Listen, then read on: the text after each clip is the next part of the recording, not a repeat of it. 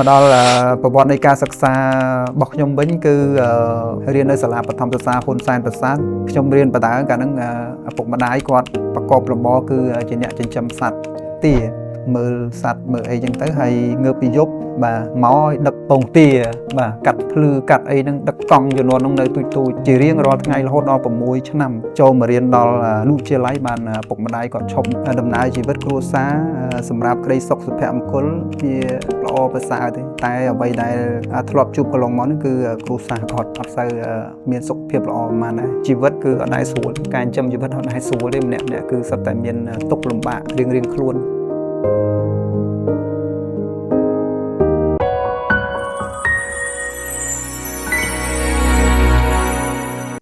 បាទជំរាបសួរអរលោកស្រីបងប្អូនសូមស្វាគមន៍លោកស្រីបងប្អូនមកកាន់កម្មវិធីដក0 plus របស់យើងជាបន្តទៀតបាទថ្ងៃនេះកម្មវិធីដក0 plus របស់យើងបានអញ្ជើញវាគ្មិនមួយរូបគឺលោកគ្រូភួងសាកលដែលលោកគ្រូជាប្រធានផ្នែកលោកមួយរូបនៅក្រុមហ៊ុនឯកជនមួយបាទអញ្ចឹងសូមជំរាបសួរលោកគ្រូសាកលបាទសូមជំរាបសួរសូមគោរពជំរាបសួរដល់ទូទស្សនិកជនហើយបងប្អូនជាទីគោរពទីរាប់អានខ្ញុំថ្ងៃនេះមានកិត្តិយសដែរដែលបានមកចូលរួមក្នុងកម្មវិធីដក0 plus ដែលនិយាយអំពីដំណើរជីវិតហើយដែលរៀបចំឡើងដោយដាក់ចប់បាទជាការពិតខ្ញុំបាទគឺជាកូនកសិករមួយរូបដែលមានទីកន្លែងកំណើតនៅភូមិប្រាសាទឃុំវិហារធំស្រុកកំពង់សៀមខេត្តកំពង់ចាមនិយាយពី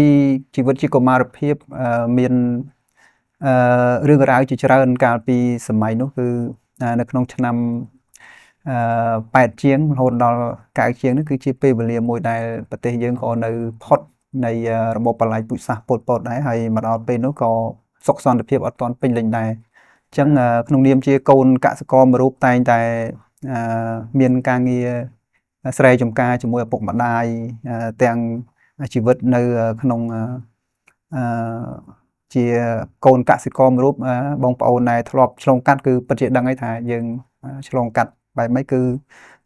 ច្រើនជាមួយនឹងក្រុមគ្រួសារឪពុកម្ដាយមកដល់ប្រវត្តិនៃការសិក្សារបស់ខ្ញុំវិញគឺនៅរៀននៅសាលាបឋមសិក្សាហ៊ុនសែនប្រាសាទដែលសាលាបច្ចុប្បន្នគឺជាកន្លែងវាថាជាការជួសជុលក៏បានជា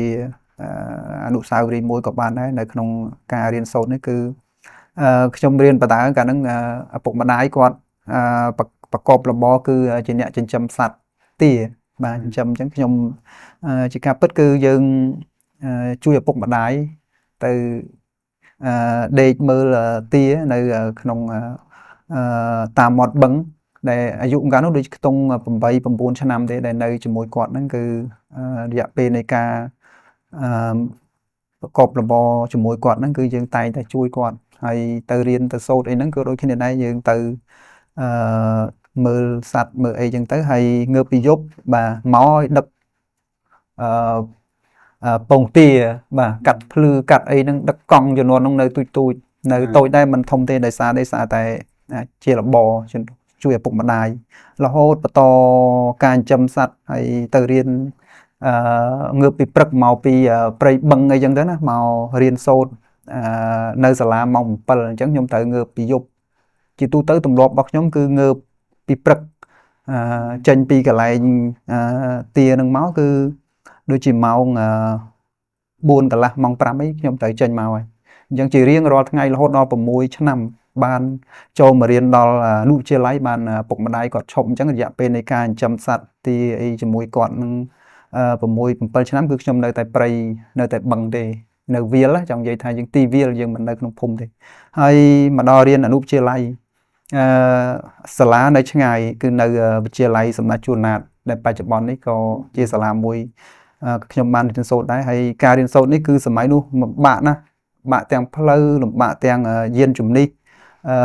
ដោយសារផ្លូវយើងជាផ្លូវលំផ្លូវលំបាកហើយអ្នកដែលតស៊ូរៀនសម័យនោះគឺមិនងាយទេគិតថាក្នុង 100% នោះមានតែ20% ទេបាទបើនិយាយពីអ្នកដែលតស៊ូរៀនបានសម័យនោះព្រោះចម្ងាយផ្លូវពីវិហារធំទៅវិទ្យាល័យសម្ដេចជួនណាតហ្នឹងគឺឆ្ងាយបាទឆ្ងាយគឺ 6-7 គីឡូបាទហើយមកដល់ពេលរៀនហ្នឹងគឺនឹងឲ្យរៀនក៏មិនមែនសិស្សបកាយដែរប៉ុន្តែចំនួននោះសិស្ស កែគឺមានច្រើនយើងទៅរៀនទៅសូត្រហ្នឹងគឺឆ្លងកាត់ការតស៊ូការលំបាកព្រោះមួយចំនួនយើងកូនកសិករដូចជំរាបបងដែរថាត្រូវជួយឪពុកម្ដាយមួយចំនួនពេលខ្លះនោះក៏រវល់ខ្លាំងឪពុកម្ដាយគាត់ត្រូវធ្វើកិច្ចការងារមួយចំនួនហ្នឹងយើងក៏សុំច្បាប់សាលាដែរ2-3ថ្ងៃពេលខ្លះដើម្បីជួយគាត់ព្រោះឪពុកម្ដាយកូនចៅច្រើនឪពុកម្ដាយកូនគាត់ដល់ទៅ6-7 នាក់អញ្ចឹងធៀបពិតខ្ញុំក្នុងនាមជាបងគ្រួសារទី2ដែរខ្ញុំជាបងទី2អញ្ចឹងដូចជាបន្ទុកពីឪពុកម្ដាយមួយចំនួនហើយដើម្បីជួយកិច្ចការងារគាត់ហើយរៀនសូត្របន្តចូលអនុវិទ្យាល័យទី7រហូតដល់បានដល់បញ្ចប់ទី11ចូល12បាទខ្ញុំទៅនៅវត្តបាទបានទៅនៅវត្តពីព្រោះថាបើមិនទៅទេយើងក៏គិតពីការរៀនសូត្រអីព្រោះការចំនួនហ្នឹងយើងរៀនគួររៀនអីហ្នឹងពិបាកណាយើងរៀនយើងងើបពីព្រឹកយើងមករៀនគួរសាលាម៉ោង5អីចេញមកម៉ោង6ត្រូវរៀនគួរអញ្ចឹងលំបាកហើយពេលខ្លះរហូតដល់ទៅរៀនគួរដល់ទីរួមខេត្តកំពង់ចាមទៀតអញ្ចឹងទី12គឺសិតឆ្នាំប្រឡងអញ្ចឹងមានន័យថាបកពីវិទ្យាល័យបណ្ឌិតជួនណាតហើយទៅរៀនគួរនៅកំពង់ចាមទៀតតែអញ្ចឹងលោកគ្រូនៅវត្តអីគេអាចបាទវត្តហ្នឹងគឺវត្តនគរបាជ័យក្នុងខេត្តកំពង់ចាមហ្នឹងបាទហើយការរៀនសូត្រហ្នឹងក៏តស៊ូដែរប៉ុន្តែលទ្ធផលមិនសូវបានល្អទេប៉ុន្តែយើងតស៊ូរហូតដល់បានចប់មធ្យមសិក្សាទុតិយភូមិនៅថាបាក់ឌុបបាទនៅក្នុងឆ្នាំ2000ឆ្នាំ2005បាទបន្តមកបានការរៀនសូត្រនេះបញ្ចប់ទៅខ្ញុំក៏មិននៅវត្តយូរដែរក៏មានការសង្គ្រោះសដប់បណីពីលោកគ្រូឧបជាចារ្យដែលលោកតែងតែអប់រំទូមានពីបដៅផ្ដល់ការសង្គ្រោះដល់សិស្សគុណសិស្សដែលមកពីតាមខេត្តហ្នឹងអធិស្ឋានរបស់លោកល្អហើយលោកតែងតែទៅនមស្ការកិច្ចវត្តអីចឹងទៅខ្ញុំក៏អាសាដើរតាមព្រះអង្គលោកមុនទៅហ្នឹងហើយក៏លោកសួរលោកដាក់សំណួរសួរមកយើងថាយើងនៅក្នុងគេថាកុំដូចវែកក្នុងសឡតែមិនដឹងរសជាតិសឡពាក្យនេះធ្វើឲ្យខ្ញុំចេះតែអង្គុយគិតអង្គុយចាំឲ្យលោកអាសាដដែលលោកប្រាប់អញ្ចឹងមានន័យថាទន្ទឹមនឹងខ្ញុំរៀនចប់បាក់ឌុបហើយខ្ញុំមករកអាហារូបករណ៍រៀននៅភ្នំពេញអីបានដែរតែខ្ញុំគិតថាការរៀនអាហារូបករណ៍របស់ខ្ញុំវាអត់ឆ្លើយតបទៅលើតម្រូវការជាក់ស្ដែងនៃការផ្គត់ផ្គង់ពីឪពុកម្ដាយពីសាច់ញាតិព្រោះខ្ញុំគិតថាខ្ញុំមានបងប្អូនច្រើនបាទបើខ្ញុំមកអញ្ចឹងទៅតើបងប្អូនខ្ញុំប្រហែលអ្នកទៀតគាត់មានឱកាសបានច្រើនដូចខ្ញុំអត់អញ្ចឹងខ្ញុំក៏សម្រេចចិត្តទៅប្រឡងអាហារូបករណ៍នៅសាលាសាកលវិទ្យាល័យមួយនៅខាងសីវេតហើយបច្ចុប្បន្នជាស៊ីមកំចាយមាសនេះឯងហើយបាននិទេសយើងបង់លុយដូចជាមិនច្រើនទេចំនួនហ្នឹងនៅភ្នំពេញឬក៏នៅខេត្តព្រៃវែងនៅកំពង់ចាមមានសាខាពីដើមគេហៅវេទមហាឫសីនៅកំពង់ចាមបាទហើយបានបន្តរៀនបានប្រហែលជាជិត1ឆ្នាំបាទជិត1ឆ្នាំហ្នឹងអាហារូបករណ៍អញ្ចឹងទៅក៏នៅជាមួយលោកគ្រូឧបជាចារ្យហ្នឹងក៏មានចិត្តមាននិស្ស័យចង់បួសពីព្រោះថាដោយនៅស្រុកមាននិស្ស័យជាមួយជាដូនដែរគាត់ខំចង់ផ្ដើមនៅចិត្តគាត់គាត់ចេះតែនិយាយពីធម៌ពោលធម៌ឬក៏ពេលខ្លះឲ្យយើងជួយបរៀនធម៌គាត់ឲ្យគាត់ចង់ចេះចង់ដឹងដែរហើយអញ្ចឹងក៏ស្រឡាញ់ទៅក៏បានសុំលោកគ្រូអីបួសអញ្ចឹងទៅក្នុងសម័យនោះបានបួសជាភិក្ខុសង្ឃទៀតបាទបួសរយៈពេលប្រភ្នោះហ្នឹងក៏ធៀបពិតទៅមិនមែនជាការលំបាកថាយើងមិនបានទេខ្ញុំចង់ជំរាបថាលំបាកចេះតែលំបាកហើយលំបាកទី1អ្នកបួសអ្នករៀនអ្នកខ្លះគាត់ក៏គិតថាសប្បាយរីករាយប៉ុន្តែមិនមែនជាភាពរីករាយទេព្រោះធម្មតាយើងកាលណាបើចូលទៅទីកន្លែងនេះគឺយើងទៅរៀនទៅសូត្រពាក្យរៀនសូត្រគឺអត់ធ្មត់គឺខំគឺព្យាយាមអញ្ចឹងអ្នកដែលរៀនខាងផ្នែកពុទ្ធសាសនាខែកទស្សនៈអីហ្នឹងខ្ញុំគិតថាគាត់មិនមែនជាមនុស្សធម្មតាដែលគាត់អាចតស៊ូបានអត់ធ្មត់បាទត្រូវធ្វើកិច្ចវត្តត្រូវរៀបចំត្រូវកិច្ចការងារហើយក្នុងការងារដែលពេលដែលប្រភ្នោះរបស់ខ្ញុំហ្នឹងក៏ខ្ញុំមួយឆ្នាំក្នុង2006ហ្នឹងហើយចូល2006ហ្នឹងក៏មានគម្រោងអីហោហែមកពីខាង ម្ចាស់ជំនួយដូចជាខាងអូស្ត្រាលីអង្គការស៊ូកូម៉ាអីហ្នឹងធ្វើកិច្ចការងារសង្គមជួយនៅក្នុងសង្គមដើម្បីឲ្យអឺសង្គមយើងរីកចម្រើនហើយពេលហ្នឹងក៏ជាពេលដែលខិតខំដែរ បាទខិតខំគឺមិនសូវបានសម្រាប់អីប្រហែលនេះអ្នកបួសសម័យនោះគឺខំទាំងរៀនសូត្រផងខំទាំងកិច្ចការងារសង្គមផងគ្រប់បែបយ៉ាងដែលយើងឈានចូលមកដល់กับប្រភ្នោះរបស់ខ្ញុំហ្នឹងក៏យើងនៅក្នុងការរៀនសូត្របានរៀនសូត្របានអីហោហែរហូតដល់បញ្ចប់បញ្ញាបត្របាទហើយក៏បន្តដល់ចប់ថ្នាក់បញ្ញាបត្រជាន់ខ្ពស់នៅក្នុងឆ្នាំ2011បាទ2011ហ្នឹងចប់ទាំងពីរតែម្ដងហើយបន្ទាប់ពីចប់ទាំងកិច្ចការងារសង្គមហើយក៏ប្រភ្នោះក្នុងឆ្នាំ2012 12ហ្នឹងគឺខ្ញុំបានលាចាកសិក្ខាបទបាទលាចាកសិក្ខាបទមកក៏យើងបានបន្តធ្វើកិច្ចការងារសង្គមហោហែមកដល់ក្នុងឆ្នាំ2019រហូតដល់2022និយាយពីកិច្ចការងារសង្គមអញ្ចឹងមកដល់កិច្ចការងារសង្គមហ្នឹងក៏វារួមចំណែកជាមួយនឹង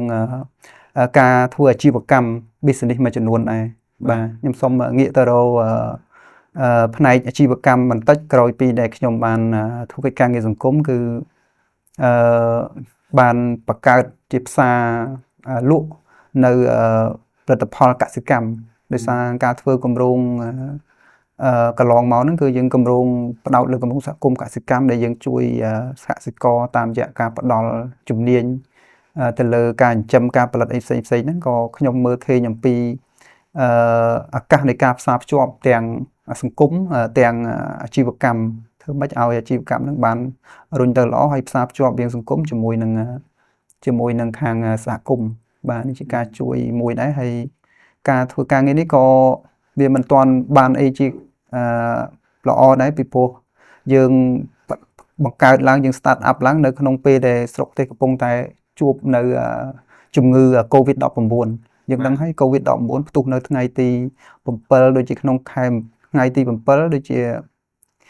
ខែ3បាទខែ3ថ្ងៃទី7ខែ3ហ្នឹងគឺ2019ហ្នឹងផ្ទុះ COVID នៅសៀមរាបមុនគេអញ្ចឹងមកដល់ឆ្នាំ2021 20ខ្ញុំឈប់ធ្វើការហើយបាទខ្ញុំឈប់ធ្វើកិច្ចការងារជាបុគ្គលិកជាអីហើយខ្ញុំបានបន្តមកបើកអាជីវកម្មផ្ទាល់ខ្លួនមួយបាទហើយសម័យនោះដែលធ្វើឲ្យអាជីវកម្មយើងមិនសូវល្អពីព្រោះថាពេលដែលយើងបើកហ្នឹងវាចំស្ថានភាពកូវីដបាទពេលកូវីដហើយយើងក៏រាជរដ្ឋាភិបាលលោកមានគម្រោងធ្វើស្ថាបនាផ្លូវ38ខ្សែអញ្ចឹងនៅសៀមរាបហ្នឹងបាទនៅសៀមរាបវាជាគម្រោងល្អប៉ុន្តែគម្រោងជាទូទៅការអភិវឌ្ឍមួយណាវាតែងតែមានការប៉ះពាល់មួយចំនួនដែរព្រោះក្នុងនោះក៏អ្នកអាជីវករមួយចំនួនក៏គាត់អបអរសាទរហើយអ្នកសៀមរាបក៏អបអរសាទរនេះជាសមិទ្ធផលថ្មីតែក៏វាមានផលប៉ះពាល់មួយចំនួនទៅលើអាជីវករមួយចំនួនដែលគាត់អត់មានលទ្ធភាពឬក៏ពេលខ្លះយើងត្រូវបិទផ្លូវយើងត្រូវអីផ្សេងអាហ្នឹងវាជាបញ្ហាធម្មតានៃការអភិវឌ្ឍដើម្បីរួមចំណែកជាមួយប្រទេសជាមួយរដ្ឋាភិបាលក្នុងការលើកកម្ពស់ទេសចរផងពោះជាខេត្តមួយដែលល្អដែរបាទមកដល់ពេលនោះគឺការរស់ស៊ីនឹងអត់សូវល្អទេបាទវាអត់សូវល្អទេដំណើរការបានទៅរលូនដែរតែគ្រាន់ថាការជាប់គាំងដោយទំនិញដែលយើងអីវ៉ាន់ដែលយើងទិញស្តុកជាទូទៅបន្លែបង្ការផ្លែឈើដែលយើងដឹកយកមកស្តុកហើយយើងយកទៅលក់ដល់ដល់អតិថិជនហើយស្តុកហើយពេលខ្លះលក់អត់ចេញដឹកអត់កើតហើយការផេសន្លប់ពីអតិថិជនហ្នឹងគាត់ក៏មានការលំបាកអញ្ចឹងវាជាបញ្ហារបស់ខ្ញុំហើយជំនាញនៃការរស់ស៊ីយើងក៏មិនទាន់ប្រកែកដែរពេលនោះយើងអត់មានជំនាញ 100% អីទៅលើការ start up លើទាំងអស់គាត់តែរៀនផងធ្វើផងបាទរហូតដល់ជិត2ឆ្នាំបាទជិត2ឆ្នាំឃើញថាអ្វីដែលខត់ខំហ្នឹងវាអត់បានជោគជ័យអាហ្នឹងក៏ធ្វើឲ្យបំណុលមួយចំនួនដែលយើងខំយកពីខាងដៃគូឬក៏ខាងធនាគារហ្នឹងវាត្រូវកើននៅបំណុលបាទបំណុលចាស់យើងអត់ទាន់មានយើងខំ start up បំណុលមួយទៀតដើម្បីរកស៊ីគិតថាវាប្រសើរតែវាអត់ប្រសើរវាធ្វើឲ្យយើងលំបាកបាទតែធ្វើឲ្យយើងលំបាកតែភាពលំបាកទាំងអស់នោះអឺបានរុញច្រានខ្ញុំធ្វើឲ្យខ្ញុំមិនអាចថយក្រោយបានទេពីព្រោះថាវាជាបរិបទថ្មីមួយដែលយើងត្រូវតែខំត្រូវតែតស៊ូត្រូវតែជំនះនៅភាពលំបាកបើសិនជាយើងយកភាពលំបាកភាពខ្វះខាតឬក៏មិនទទួលខុសត្រូវនៅអ្វីដែលយើងខំធ្វើមានថាយើងនឹងបាត់បង់នៅអ្វីគ្រប់បែបយ៉ាងហើយបាត់បង់ឱកាសក្នុងការអភិវឌ្ឍខ្លួនដែរព្រោះនេះជាចំណុចចាប់ផ្ដើមរបស់យើងនៅអាជីវកម្មទី1ដែរបាទហើយបាទបន្តមកទៀតខ្ញុំក៏បានបិទហាងមិនថាបិទទាំងស្រុងទេតែយើងមិនបន្តជួលកន្លែងមានហាងមានអីទេយើងបដូរមកជាអនឡាញអីមួយចំនួនហើយបច្ចុប្បន្នហ្នឹងក៏នៅតែបន្តខ្លះដែរជាមួយនឹងក្រុមគ្រួសារប៉ុន្តែយើងផ្ដោតទៅលើតែអនឡាញទេនេះថាបដូរពីការលក់ផ្ទាល់បដោតមកលើលក់បែបទៅអនឡាញវិញបាទយើងគិតថាសម័យបច្ចុប្បន្ននេះយើងធ្វើទៅលើផ្នែក social media គឺជួយយើងច្រើនទាំងទៅលើផ្នែកmarketing បាទហើយទីផ្សារហ្នឹងហើយនឹងការលក់ពីព្រោះឥឡូវអតិថិជនគាត់ច្រើនការកម្មង់បាទកម្មង់ទៅតាមអ្វីដែលយើងពួកយើងមាន connection អស់ហើយទាំងអីបែបហ្នឹងអញ្ចឹងមានដែរហូរហែមកដល់ពេលបច្ចុប្បន្នហ្នឹងបាទទាំងទឹកឃ្មុំទាំងអីហ្នឹងក៏មានដែរព្រោះជាមិនជារបរទេប៉ុន្តែយើងជួយសហគមន៍មកច្រើនវាជាការជួយដល់សហគមន៍ដែរព្រោះយើងអ្នកបង្កើតគម្រោងនឹងមួយជាមួយនឹងមិនបង្កើតគម្រោងថាយើងចូលរួមលីដជួយដឹកនាំកាន់គម្រោងនឹងកន្លងមកជាមួយសហគមន៍បង្កើតឲ្យមានសហគមន៍ហ្នឹងអញ្ចឹងជួយគាត់វិញគាត់ជួយយើងជួយគាត់បាទមកដល់ពេលក្នុងឆ្នាំ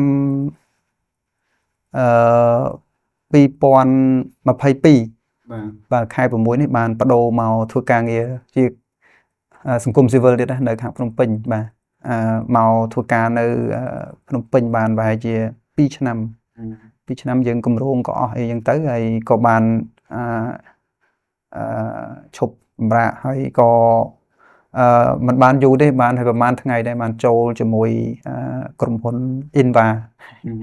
បាទក្រុមហ៊ុន Inva ដែលជាក្រុមហ៊ុនវាយតម្លៃទិញលក់ជួលចូលអ្នកទ្របហើយការចូលដំបូងនោះ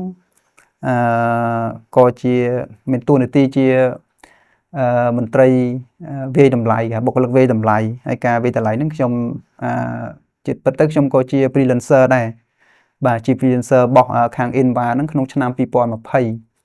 បាទអញ្ចឹងមុននឹងចូលមកហ្នឹងគឺការងារហ្នឹងធ្វើ3ឆ្នាំមួយទៅហើយបាទប៉ុន្តែមកចូលទៅភ្នំពេញអញ្ចឹងមានន័យថាមុនដំបូងគឺជា freelancer បន្ទាប់មកបានទៅជា full time បាទជា full time ជាបុគ្គលិកពេញម៉ោងបាទជាបុគ្គលិកពេញម៉ោងបាទបុគ្គលិកពេញម៉ោងអញ្ចឹងមកក្នុងនាមជាការដែលជា freelancer ខ្ញុំនៅកាន់តំបន់ដែរយើងបែកនិរិទ្ធចង់និយាយបែកឲ្យពីយប់គឺផ្នែកខាងលិចខាងសៀមរាបដមានជ័យបាត់ដំបងហ្នឹងទៅអស់ព្រះវិហារហ្នឹងគឺទៅហោហែតំណាងឲ្យស្ថាប័នមួយបាទហើយមកដល់ពេលចូលគម្រោងនៅ NGO សង្គមស៊ីវិលគឺ2ឆ្នាំអត់មានពេលយើងពេញលេញដោយសារកាន់គម្រោងរបស់ NGO ខ្ញុំកាន់3ខែដែរវាធំដែរយើងធ្វើគម្រោងធំដែរអញ្ចឹងអត់មានពេលគ្រប់គ្រាន់ក្នុងការsupport ទៅលើក្រុមហ៊ុនទេអញ្ចឹងទៅមិនដែលចប់គម្រោងហើយបានគិតថាចង់ងាកមកវិស័យនេះម្ដងពីព្រោះកន្លងមកក៏ធ្លាប់ធ្វើអាជីវកម្មអីផ្សេងច្រើនប៉ុន្តែខ្ញុំមិនបានលើកមកច្រើនពោះច្រើនពេកសម្រាប់ខ្លួនឯងលើអាជីវកម្មអញ្ចឹងក៏មកបំពេញនៅភ្នំពេញមួយរយៈក៏បន្តទៅសៀមរាបហើយសៀមរាបហ្នឹងបានទៅកំឡុងពេល1ឆ្នាំដែរខ្ញុំក្នុងនាមជាពលិកវាយតម្លៃជាន់ខ្ពស់មួយរូបអញ្ចឹងការងារហ្នឹងក៏នៅក្នុងតំបន់ដែរបាទកាន់សាខាសៀមរាបហ្នឹងតាមការចាត់តាំងរបស់គណៈគ្រប់គ្រងបាទទៅសៀមរាបហើយបន្តការងារនៅនោះបាន1ឆ្នាំជាងដែរហើយក៏បានស្នើសុំមកខាងថ្នាក់ដឹកនាំឃើញមានយើងបង្កើតក្រុមលក់ទៅលើទីផ្សារចូលអ្នកទ្របនៅខាងក្រុមហ៊ុនហើយខ្ញុំក៏ស្នើសុំគាត់ដើម្បីធ្វើការមូមានថាផ្លាស់ប្ដូរពីការវាយតម្លៃចូលអ្នកទ្រព្យបកមកផ្នែកលក់ បាទដល់ឃើញមើលឃើញពីទីផ្សាររបស់យើងបច្ចុប្បន្នក៏បើថាឲ្យល្អប្រសើរវាអត់ទាន់ល្អទេតែអ្វីដែលខ្ញុំមើលឃើញគឺមើលឃើញទៅថ្ងៃអនាគតបើយើងមិនចាប់ផ្ដើម start up ពីពេលដែលយើងកំពុងលំបាកឬក៏យើងមិនពុះពៀពេលដែលយើងកំពុងតែលំបាកតែពេលណាទៀតយើងរងចាំពេលណា បាទអរគុណលោកគ្រូមុននឹងតបន្តខ្ញុំសូមឲ្យលោកគ្រូជួយបង្ហាញពីសុំទោសនិយាយអំពីជីវភាពគ្រួសារវិញមិញលោកគ្រូទៅមកផ្នែកខាងការសិក្សាហើយនឹងជីវិតស្ដាប់ទៅគឺផ្ទាល់ខ្លួននឹងជីវិតការងារតែខ្ញុំចង់ដឹងពីមុននឹងយើងបន្តទៅដល់អាជីវកម្មនៅពេលបច្ចុប្បន្នណាមិញលោកគ្រូមានប្រសាសន៍ថាយើងគួរតែចាប់ផ្ដើមពីស្ថានភាពលំបាកនេះតទៅមិនចឹងប៉ុន្តែខ្ញុំសូមslash កន្លែងហ្នឹងតែសូមលោកគ្រូជួយបញ្ជាក់ពីដំណើរជីវិតនៃអាពាហ៍ពិពាហ៍ឬក៏ដំណើរជីវិតអ្នកមានគ្រួសារវិញជួបឧបសគ្គយ៉ាងម៉េចដែររហូតមកដល់បច្ចុប្បន្ននេះបែបជាដំណើរជីវិតនៃជីវិតអាពាហ៍ពិពាហ៍របស់លោកគ្រូបាទសូមអរគុណសិទ្ធិពិតសម្រាប់បើប្រវត្តិពីក្រុមគ្រួសារខ្ញុំហ្នឹងហើយមានខ្ញុំបានរៀបពីក្នុងឆ្នាំ2015ដែរហើយមកដល់ពេលនេះដូចជា10ឆ្នាំជាង11ឆ្នាំហើយក្នុងនោះក៏មានកូនចំនួន2នាក់ដែរប្រុសមួយស្រីមួយនេះគឺជាក្រុមគ្រួសាររបស់ខ្ញុំហើយដំណើរជីវិតគ្រួសារសម្រាប់ក្តីសុខសុភមង្គលវាល្អប្រសើរទេតែអ្វីដែលធ្លាប់ជួបកន្លងមកនេះគឺគ្រួសារគាត់អត់សូវមានសុខភាពល្អប៉ុន្មានដែរដោយសារ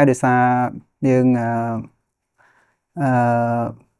បញ្ហាបច្ចុប្បន្នយើងដឹងហើយថាមនុស្សវាតែងតែទទួលទានអាហារការប្រើប្រាស់នៅគីមីច្រើនអញ្ចឹងសុខភាពវាជារឿងសំខាន់សម្រាប់មនុស្សម្នាក់ៗអញ្ចឹងគ្រួសារខ្ញុំបានគាត់មានជំងឺមួយដែរបាទប៉ុន្តែខ្ញុំមិនបញ្ជាក់បង្ហាញថាជំងឺអីទេគ្រាន់ថាគាត់មានជំងឺអញ្ចឹងទៅយើងត្រូវការពេលវេលាមួយចំនួនដើម្បីមើលថែបាទដើម្បីមើលថែគាត់ហើយគាត់ត្រូវការកម្លាំងចិត្តពីក្រុមគ្រួសារពិសេសក្នុងនាមយើងជាប្តីជាមេគ្រួសារមួយក្នុងគ្រួសារគឺគាត់ត្រូវការយើងសំខាន់ចាំបាច់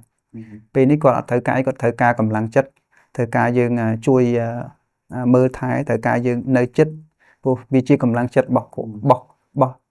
គាត់នៅពេលដែលយើងមានយើងនៅក្បែរហើយអញ្ចឹងខ្ញុំក៏សម្រេចចិត្តការមកចាក់ចេញពីសៀមរាបមកភ្នំពេញហ្នឹងក៏ជារឿងមួយដែលខ្ញុំត្រូវតែសម្រេចចិត្តថាមកដែរហើយណាមួយខ្ញុំក៏អរគុណសម្រាប់ថ្នាក់ដឹកនាំរបស់ Inva បាទផ្ដល់សម្រាប់ខ្ញុំដែរក្នុងពេលដែលខ្ញុំកំពុងតែមានបញ្ហាក្នុងគ្រួសាររបស់ខ្ញុំដែរហើយខ្ញុំបានបញ្ហាហ្នឹងគឺដោយសាររឿងជំងឺរបស់គ្រួសារគាត់ត្រូវសម្រាប់ព្យាបាលនៅមន្ទីរពេទ្យប៉ុន្តែខ្ញុំមិនដែលបង្ហាញទេកន្លងមកនឹងភាគច្រើនខ្ញុំមិនដែលបង្ហាញពីបញ្ហាលំបាកពីគ្រួសារកន្លែងណាដែលជាលំបាកខ្ញុំមិនសូវបង្ហាញទេពីព្រោះថាយើងដឹងហើយថាបើសិនជាបង្ហាញវានឹងវាមិនមែនជាផលអវិជ្ជមានល្អសម្រាប់ជាគំរូដល់សង្គមទេព្រោះខ្ញុំយល់ថាម្នាក់សុទ្ធតែជាមានទុក្ខលំបាកអញ្ចឹងខ្ញុំខំតស៊ូព្យាយាមធ្វើម៉េចនៅក្បែរគាត់តស៊ូមើលថែគាត់ទៅតាមអ្វីដែលអាចធ្វើទៅបានហើយត្រូវមកធ្វើកិច្ចការងារផងបាទហើយមកដល់ភ្នំពេញធ្វើការងារក៏ទទួលបានលទ្ធផលល្អជាផ្លែជាផ្កាអីចឹងដែរពីស្ថាប័នក៏កោតសរសើរឃើញការលះបង់របស់ខ្ញុំសម្រាប់គ្រួសារប៉ុន្តែលោកគ្រូដោះស្រាយបញ្ហាមិនឥឡូវមកថាការងារផងជាមួយគ្រួសារតែគាត់មានជំងឺនឹងផងហើយរហូតដល់លោកគ្រូធ្វើការបានគេហៅថាអនុវត្តការងារបានល្អទៀតអញ្ចឹងណាបាទព្រោះអាចចែកម្លែកខ្លះមើលថាយើងត្រូវបែងចែកពេលវេលានឹងមិនតាបាទអរគុណច្រើនសម្រាប់អ្វីដែលចង់បញ្ជាក់ជូននេះគឺខ្ញុំក៏សរសើរដល់ក្រុមនិយាយរួមគឺគ្រួសាររបស់ខ្ញុំដែលប្រពន្ធខ្ញុំហ្នឹងគឺគាត់ជាមនុស្សដែលរឹងមាំបាទគាត់រឹងមាំហើយទោះបីជាគាត់លំបាកតែគាត់ខិតខំទីមួយគាត់ខំធ្វើម៉េចឲ្យផ្លូវចិត្តគាត់ល្អគាត់ខិតខំទទួលទានអាហារដែលមានជីវជាតិឲ្យគ្រប់គ្រាន់សម្រាប់ទ្រទ្រង់រាងកាយរបស់គាត់ហើយ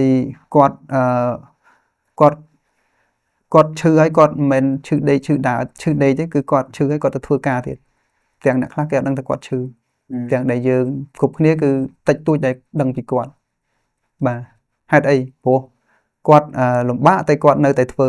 គាត់លំបាកគាត់នៅតែខំខ្ញុំយល់ពីអារម្មណ៍របស់គាត់ បាទ ខ្ញុំឃើញសកម្មភាពរបស់គាត់ហើយខ្ញុំនៅជាមួយគាត់គាត់ដឹងគាត់គឺមនុស្សដែលបដិញ្ញាចិត្តធ្វើការងារគាត់អត់ចង់បង្ហាញវិភាពខ្សោយរបស់គាត់ឲ្យគេដឹងប៉ុន្តែក្នុងខ្លួនអត់ស្រួលទេលំបាកមានតែយើងលើកទឹកចិត្តគ្នាទៅវិញទៅមកធ្វើម៉េចឲ្យគាត់រឹងមាំបាទធ្វើម៉េចឲ្យគាត់តស៊ូទៅមុខបាទខ្ញុំគឺជួយគាត់ អារម្មណ៍ក្នុងនាមយើងជាប្តីនៅពេលនោះអារម្មណ៍បែប បើសម្រាប់ខ្ញុំហ្មងគឺខ្ញុំពេលខ្លះខ្ញុំខ្លួនឯងក៏ពិបាកទទួលយកដែរទីមួយខ្ញុំមានអារម្មណ៍ថាបើសិនជាសមាជិកយើងណាម្នាក់នៃគ្រួសារឬក៏គាត់មានបញ្ហាណាមួយអ្នកទទួលខុសត្រូវឬក៏អ្នកនៅខាងក្រោយយ៉ាងម៉េចកូនបាទទាំងដែលគាត់នៅទូចហើយខ្ញុំក្នុងនាមជាគ្រួសារខ្ញុំគិតច្រើនដែរអញ្ចឹងយើងត្រូវទទួលរ៉ាប់រងអីមួយចំនួនប៉ុន្តែរឿងផ្សេងៗមិនជាបញ្ហាសំខាន់គឺកូនចៅអាហ្នឹងចេះតែភ័យចេះតែបារម្ភហើយមានអីទេអញ្ចឹងមានតែការលើកទឹកចិត្តមានតែការខិតខំធ្វើម៉េចឲ្យគាត់ប្រសើរបាទហើយបើចំពោះការងារជាមួយនឹងគ្រួសារខ្ញុំបែងចែកដោយសារនៅពេលនោះការងារយើងក៏យើងមិនមែនការងារនៅការិយាល័យដែរការងាររបស់យើងគឺជាតាក់ទងយើងអាចធ្វើការងារជាអនឡាញបានចុះសិក្សាតម្លៃចុះវាយតម្លៃទ្របមួយចំនួនហ្នឹងយើងមានក្រុមការងាររបស់យើងធ្វើតាមអនឡាញនៅពេលដែលគាត់ទៅព្យាបាលហ្នឹងក៏គាត់មិនដេកនៅមន្ទីរពេទ្យ24ម៉ោងដែរ អញ្ចឹងមានន័យថាពេលដែលលោកគ្រូនិងគ្រួសារដឹងថាគាត់មានជំងឺនេះគ្រូចូលមកក្រុមហ៊ុនរបស់ Environment ហើយគាត់ពេលក្រោយទេគាត់និយាយរួមខ្ញុំចូលមួយឆ្នាំជាងហើយបានគាត់មានជំងឺបានដឹងថាគាត់មានជំងឺហ្នឹងបាទគាត់មានជំងឺហ្នឹងបាទពីចាប់ពីគាត់ដឹងថាគាត់មានជំងឺមករហូតមកដល់ឥឡូវតែគាត់បានទទួលជ្រាបទេថាគាត់ទទួលបានជំងឺហ្នឹងនៅក្នុងកម្រិត3ដំណាក់កាលទី3បាទដឹងបាទដឹងបាទពេលដែលដឹងគឺក្នុងឆ្នាំ2025ខែដូចជាខែ4បាទខែតែពេលនេះគាត់ទទួលបានដឹងគាត់មាន slot ខ្លួនឯងនៅគេឬក៏យ៉ាងម៉េចដែរលោកពេលហ្នឹងបាទគាត់ slot ដេកយំហល់យប់អោបយើងហើយស្រាប់យើងផ្ដាំផ្ញើអស់ហើយពួកគាត់មានអារម្មណ៍មួយថាប្រភេទជំងឺហ្នឹងគឺมันអាចព្យាបាលបាទពិបាកព្យាបាលបើនិយាយពីជំងឺហ្នឹងម្នាក់គឺ slot ពិសេសស្ត្រីគាត់ជាអ្នកទទួលជំងឺហ្នឹងតែម្ដងយើង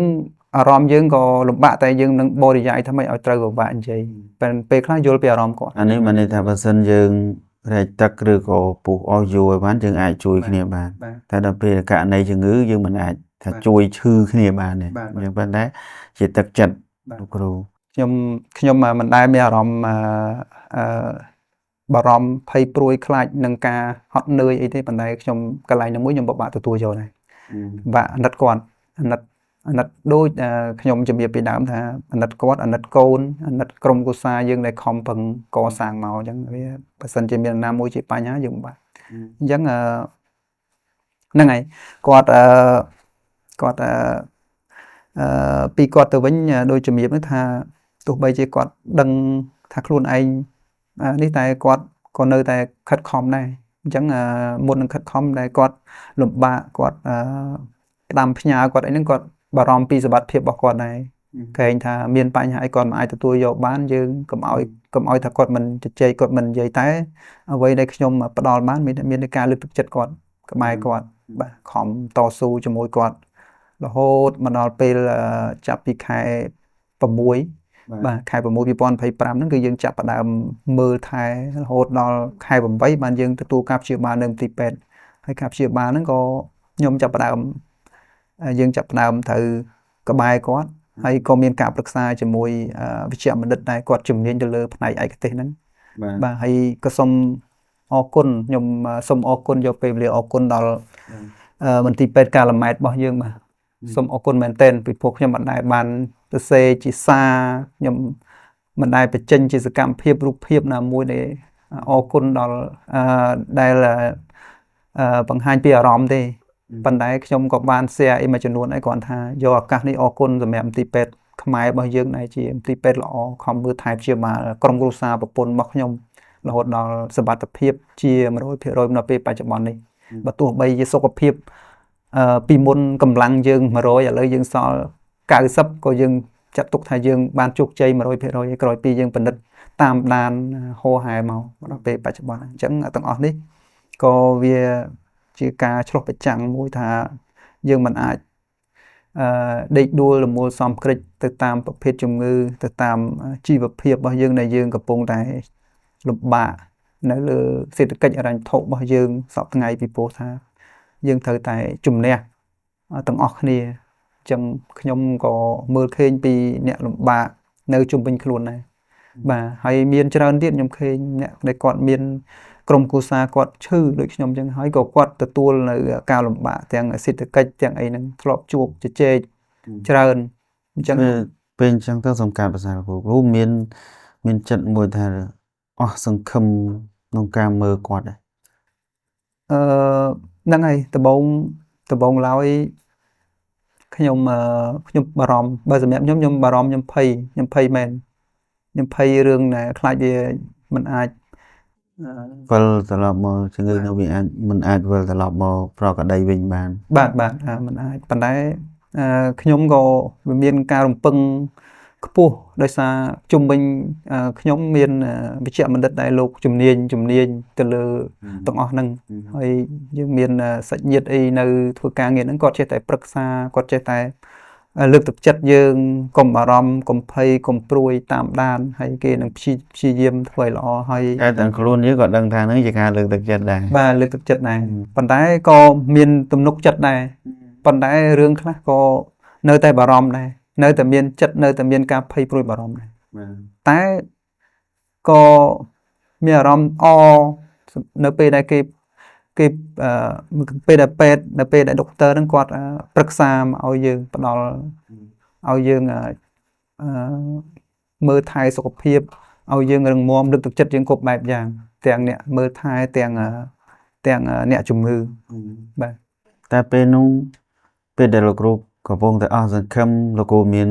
គិតមួយថាប្រសិនបើបាត់បង់គាត់ទៅតើលោកគ្រូនឹងប្រឈមមុខនឹងការរស់នៅបន្តបែបម៉េចទៀតមានបានគិតចំណុចហ្នឹងគិតដែរគិត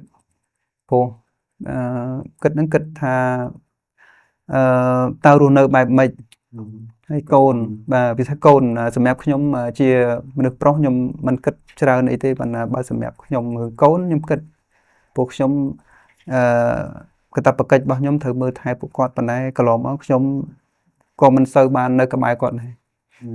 និយាយពិតទៅខ្ញុំសូមលើកមួយដែរគុណអំណាចអរគុណលោកឪពុកអ្នកម្ដាយក្មេកខ្ញុំបាទគឺកូនកើត7ថ្ងៃមិននៅជាមួយឪពុកម្ដាយមកដល់ពេលបច្ចុប្បន្នហ្នឹង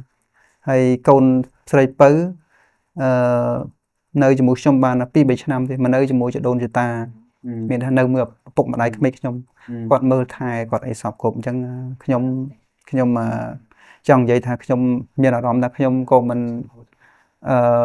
100%ជាមួយកូនចៅដែរខ្ញុំតិចតួចណាស់សម្រាប់ខ្ញុំណាប៉ុន្តែជាអ្វីដែល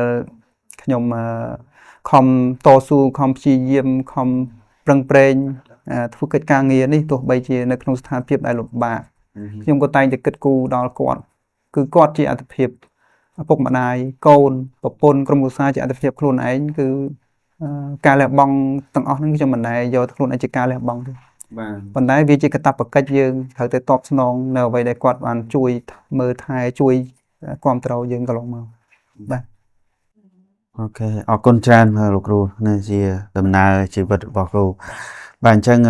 អរលោកស្រីបងប្អូនទាំងអស់គ្នានេះជាដំណើរជីវិតរបស់លោកគ្រូភួងសាគរបាទអញ្ចឹងមានតាំងពីកុមារភាពរហូតមកដល់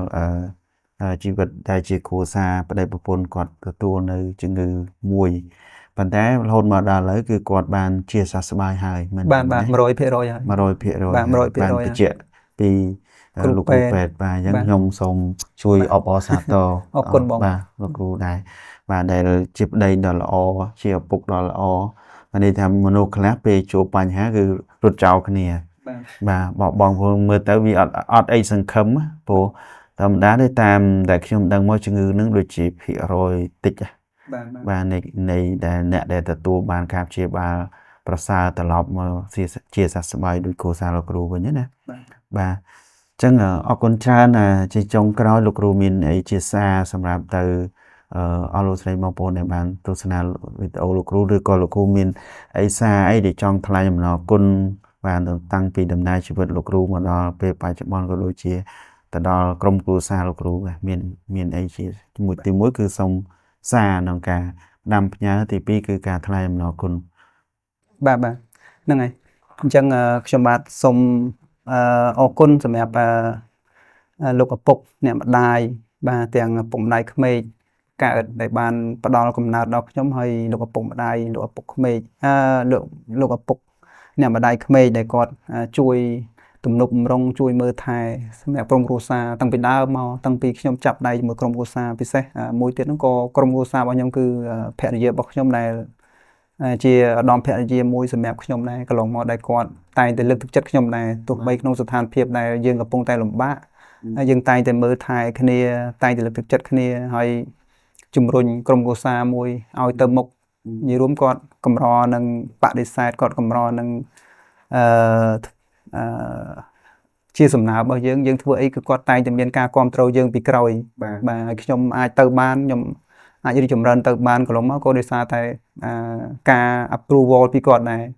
ហ្នឹងហើយការអធិស្ឋានពីគាត់ដែរមួយចំនួនយើងត្រូវតែចាប់ដៃគ្នាដើម្បីធ្វើកិច្ចការងារមួយចំនួនពួកក្នុងនាមយើងជាអ្នកធ្វើការយើងទទួលស្គាល់ហើយយើងធ្វើការយើងក៏យល់ពីអារម្មណ៍គ្នាទៅវិញទៅមកទៅលើការងារបាទ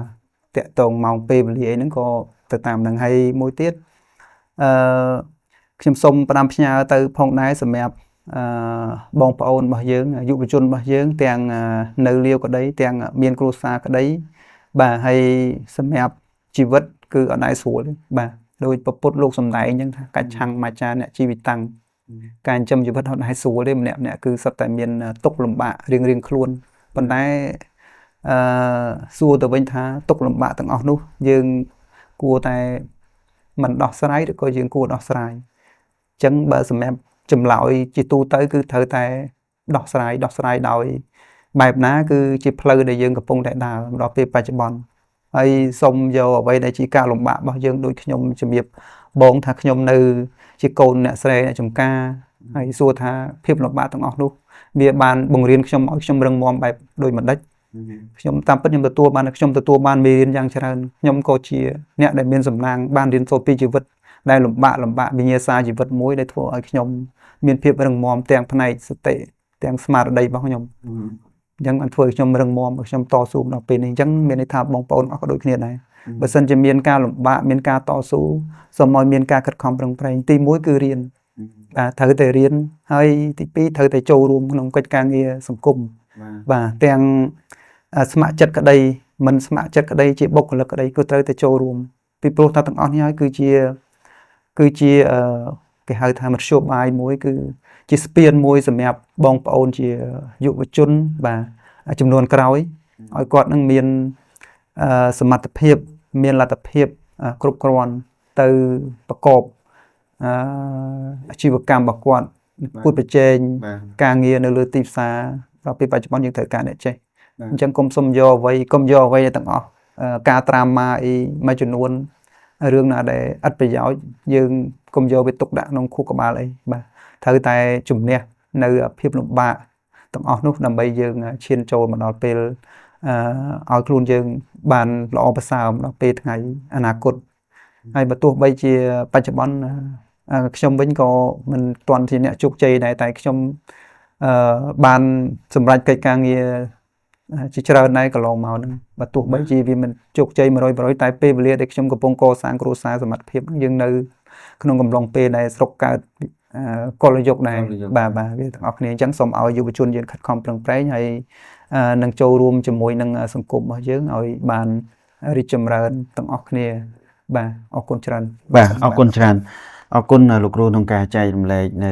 ខ្សែជីវិតរបស់លោកគ្រូបាទដំណើរជីវិតក៏ដូចជាខ្សែជីវិតហ្នឹងបាទ ចឹងពីកម្មវិធីក៏មានអីក្រៅពីថ្លែងអំណរគុណលោកគ្រូបាទសម្រាប់ដំណើរជីវិតលោកគ្រូហើយក៏សូមអរគុណបងប្អូនដែលបានចូលរួមទស្សនានៅវីដេអូមួយនេះចឹងសម្រាប់កម្មវិធីរបស់យើងក៏ឈានដល់ទីបញ្ចប់សូមថ្លែងអំណរគុណបងប្អូនដែលបានទស្សនាខ្សែវីដេអូផ្ទាល់របស់យើងហើយកម្មវិធីរបស់យើងនឹងរៀបចំផ្សាយផ្ទាល់ជារៀងរាល់ថ្ងៃសៅរ៍ចឹងលោកស្រីបងប្អូនអាចទស្សនាផ្ទាល់ជាមួយនឹងខ្សែវីដេអូរបស់យើងរៀងរាល់ថ្ងៃសៅរ៍ហើយកម្មវិធីនេះគឺយើងរៀបចំឡើងដោយក្រុមហ៊ុនដាក់ចប់ហើយនឹងមានការផ្សាយដោយសារព័ត៌មាន Speak News បាទបើសិនបើអស់លោកស្រីបងប្អូនឬក៏វាគ្មិនដែលគាត់មានចំណាប់អារម្មណ៍ចង់ការចែករំលែកដូចជាលោកគ្រូសាកលដូចគ្នាឬក៏ដំណើរអាជីវកម្មឬក៏ដំណើរជីវិតឬក៏បញ្ហារឿងវិបត្តិការងារឬក៏អីបងប្អូនអាចចែករំលែកជាមួយនឹងកម្មវិធីដក0ម្លេះយើងបានអញ្ចឹងអាចទំនាក់ទំនងតាមលេខទូរស័ព្ទដែលក្រុមការងារនឹងតម្លាក់ចូលឬក៏ចូលទៅក្នុង page របស់យើងដើម្បីធ្វើការ comment ឬក៏អាចទំនាក់ទំនងមើលក្រុមការងាររបស់យើងផ្ទាល់បាទអញ្ចឹងពីកម្មវិធីសូមអរគុណលោកគ្រូហើយសូមបាទជម្រាបលាអរលោកស្រីមក